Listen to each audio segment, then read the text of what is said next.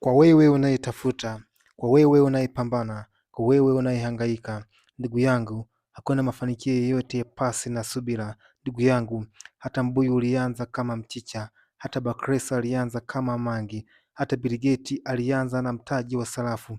Tunazaliwa tukiwa uchi ili tutafute nguo, tunazaliwa bila pesa ili tutafute pesa, lakini katika utafutaji wetu, lakini katika upambanaji wetu, lakini katika mahangaiko yetu, jambo kubwa la msingi ni suala la kuwa na subira. Usipokuwa na subira, basi sahau kuhusu mafanikio, na subira sio jambo dogo. Ndio maana watu wengi wanashindwa, na wale wanaofanikiwa kushinda mtihani huu wa subira, basi mafanikio yao ni makubwa sana, mafanikio yao hayana kikomo. Katika upambanaji wetu tuhakikishe ya kwamba tunakuwa na subira. Subira ni mtihani, tukifanikiwa kuushinda, basi tutapata mafanikio makubwa kweli kweli. Kaka, dada, mama, baba, shangazi, mjomba, popote ulipo, unapata kifaranga kwa kutotoa na si kwa kuvunja yai. Subira ni mtihani.